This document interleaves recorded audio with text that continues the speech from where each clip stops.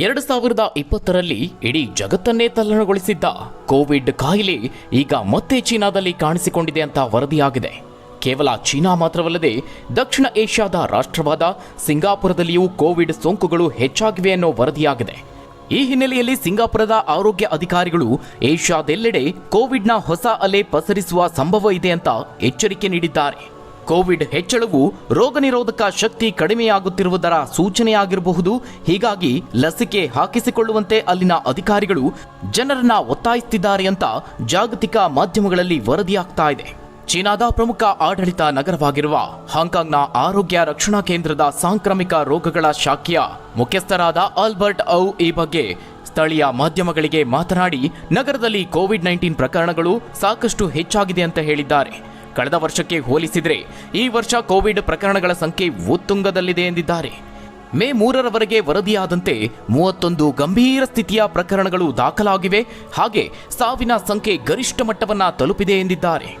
ಈ ಪ್ರಸ್ತುತ ಪ್ರಕರಣಗಳ ಹೆಚ್ಚಳದ ಸಂಖ್ಯೆ ಹಿಂದಿನ 2 ವರ್ಷಗಳಲ್ಲಿ ಪ್ರಕರಣಗಳಿಗಿಂತ ಹೆಚ್ಚಲ್ಲದಿದ್ದರೂ ಇದು ವೈರಸ್ ತೀವ್ರವಾಗಿ ಹರಡುತ್ತಿದೆ ಎಂಬುದನ್ನು ತೋರಿಸುತ್ತಿದೆ.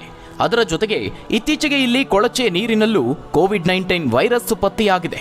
5 ವರ್ಷಗಳ ಹಿಂದೆ ಜಗತ್ತನ್ನೇ ಸ್ತಬ್ಧಗೊಳಿಸಿದ್ದ ಈ ರೋಗದ ಲಕ್ಷಣಗಳೊಂದಿಗೆ ಹೆಚ್ಚಿನ ಜನರು ಆಸ್ಪತ್ರೆಗಳಿಗೆ ಚಿಕಿತ್ಸೆಗಾಗಿ ಹೋಗುತ್ತಿದ್ದಾರೆ ಅಂತ ವರದಿಯಾಗಿದೆ. ಇನ್ನು ಸಿಂಗಾಪುರದಲ್ಲಿಯೂ ಕೋವಿಡ್ ಪ್ರಕರಣಗಳು ಹೆಚ್ಚಳವಾಗಿದೆ. ಏಷ್ಯಾದ ಮತ್ತೊಂದು ಜನದಟ್ಟಣೆಯ ನಗರವಾದಂತಹ ಸಿಂಗಾಪುರದಲ್ಲಿಯೂ ಕೋವಿಡ್-19 ಪ್ರಕರಣಗಳ ಹೆಚ್ಚಳ ವರದಿಯಾಗಿದೆ. ದೇಶದ ಆರೋಗ್ಯ ಸಚಿವಾಲಯವು ಮೇ ತಿಂಗಳಲ್ಲಿ ಸುಮಾರು 1 ವರ್ಷದ ನಂತರ ಇದೇ ಮೊದಲ ಬಾರಿಗೆ ಕೋವಿಡ್ ಬಗ್ಗೆ ಮಾಹಿತಿಯನ್ನ ನೀಡಿದೆ. ಮೇ 3ಕ್ಕೆ ಕೊನೆಗೊಂಡ ವಾರದಲ್ಲಿ ಕೋವಿಡ್-19 ಪ್ರಕರಣಗಳು 28% ಹೆಚ್ಚಾಗಿವೆ. ಇದು ಹಿಂದಿನ ವಾರಕ್ಕಿಂತ ಸುಮಾರು 14,200ರ ಸಂಖ್ಯೆಗೆ ತಲುಪಿದೆ. ಹಾಗೆಯೇ ಕೋವಿಡ್-19 ಕಾರಣದಿಂದಾಗಿ ಆಸ್ಪತ್ರೆಗೆ ದಾಖಲಾಗುವವರ ಸಂಖ್ಯೆಯು 30% ಹೆಚ್ಚಾಗಿದೆ. ನಿರ್ದಿಷ್ಟ ಏರಿಕೆ ಕಂಡುಬಂದಾಗ ಮಾತ್ರ ಸಿಂಗಾಪುರ ಪ್ರಕರಣಗಳ ಸಂಖ್ಯೆಯನ್ನ ವರದಿ ಮಾಡ್ತಾ ಇದೆ. ಜನಸಂಖ್ಯೆಯಲ್ಲಿ ರೋಗ ನಿರೋಧಕ ಶಕ್ತಿ ಕಡಿಮೆಯಾಗುವುದರ ಪ್ರತಿಫಲನವಾಗಿರಬಹುದು. ಆದರೆ ಹೊಸ ವೈರಸ್ ತಳಿಗಳು ಹೆಚ್ಚು ಸಾಂಕ್ರಾಮಿಕ ಮತ್ತು ಹೆಚ್ಚು ಗಂಭೀರ ಕಾಯಿಲೆಗಳಿಗೆ ಕಾರಣವಾಗುತ್ತೆ ಎಂಬುದಕ್ಕೆ ಯಾವುದೇ ಪುರಾವೆಗಳಿಲ್ಲ ಅಂತ ಸಿಂಗಾಪುರದ ಆರೋಗ್ಯ ಸಚಿವಾಲಯ ಸೂಚಿಸಿದೆ. ಇನ್ನು ಏಷ್ಯಾದೆಲ್ಲೆಡೆ ಕೋವಿಡ್-19 ಸೋಂಕುಗಳು ತಿಂಗಳುಗಳಿಂದ ಹೆಚ್ಚುತ್ತಿವೆ ಮತ್ತು ಕಾಲಕಾಲಕ್ಕೆ ಸೋಂಕಿನ ಅಲೆಗಳು ಮರುಕಳಿಸ್ತಾ ಇವೆ. ಹೀಗಾಗಿ ಆರೋಗ್ಯ ಅಧಿಕಾರಿಗಳು ಪ್ರತಿಯೊಬ್ಬರೂ ತಮ್ಮ ಲಸಿಕೆಗಳನ್ನು ತೆಗೆದುಕೊಳ್ಳುವಂತೆ ನೆನಪಿಸುತ್ತಿದ್ದಾರೆ. ವಿಶೇಷವಾಗಿ ಹೆಚ್ಚಿನ ಅಪಾಯದಲ್ಲಿರುವವರಿಗೆ ಬೂಸ್ಟರ್ ಚುಚ್ಚುಮದ್ದುಗಳನ್ನು ಪಡೆಯುವಂತೆ ಮನವಿ ಮಾಡಿಕೊಂಡಿದ್ದಾರೆ. ಇನ್ನು ಬೇಸಿಗೆಯಲ್ಲಿ ಕೋವಿಡ್-19 ಪ್ರಕರಣಗಳಲ್ಲಿನ ಇತ್ತೀಚಿನ ಏರಿಕೆಯು ಇತರ ವೈರಸ್ಗಳು ಸಾಮಾನ್ಯವಾಗಿ ದುರ್ಬಲಗೊಂಡಿರುವುದರಿಂದ ಬೇಸಿಗೆಯಲ್ಲೂ ಕೋವಿಡ್ ಸಾಂಕ್ರಾಮಿಕವಾಗಿ ಉಳಿಯುತ್ತದೆ ಎಂಬುದನ್ನು ತೋರಿಸುತ್ತದೆ. ಹಾಂಗ್ಕಾಂಗ್ನ ಪಾಪ್ ತಾರೆ ಈಸಾನ್ ಚಾನ್ ಅವರಿಗೂ ಕೋವಿಡ್-19 ಪಾಸಿಟಿವ್ ಬಂದಿರೋದು ಕಂಡುಬಂದಿದೆ.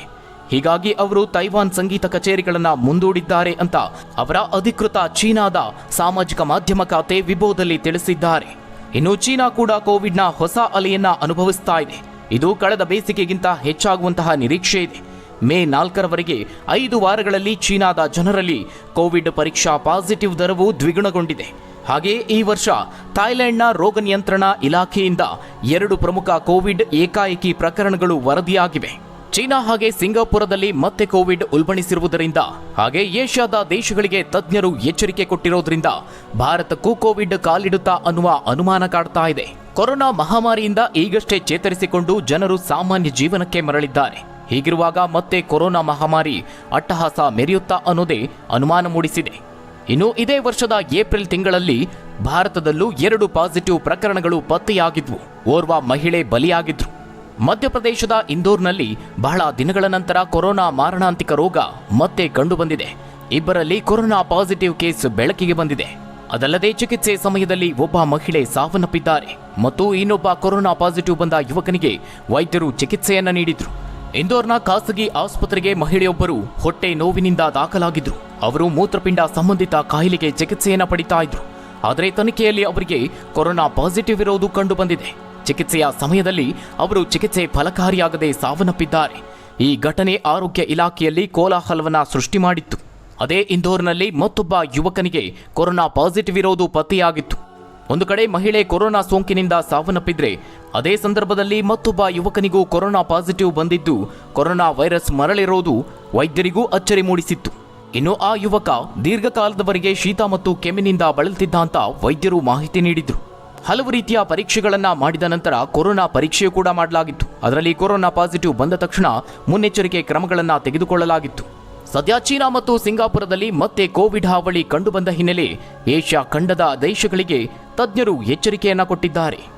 ಇನ್ನು ಮತ್ತೊಂದು ಕಡೆ ರಾಜ್ಯದಲ್ಲಿ ಭವಿಷ್ಯವನ್ನ ನುಡಿಯೋದಕ್ಕೆ ಫೇಮಸ್ ಆಗಿರುವ ಕೋಡಿಮಠದ ಸ್ವಾಮೀಜಿಯವರು ಸಹ ಮೇ 4ನೇ ತಾರೀಕಿನಂದು ಒಂದು ಅಚ್ಚರಿಯ ಭವಿಷ್ಯವನ್ನ ನುಡಿದಿದ್ದಾರೆ. ಕೊರೋನಾ ಬಳಿಕ ಮತ್ತೊಂದು ರೋಗ ಬರಲಿದೆ ಅಂತ ಕೋಡಿಮಠದ ಸ್ವಾಮೀಜಿಯವರು ಆಘಾತಕಾರಿ ಭವಿಷ್ಯವನ್ನ ನುಡಿದಿದ್ರು.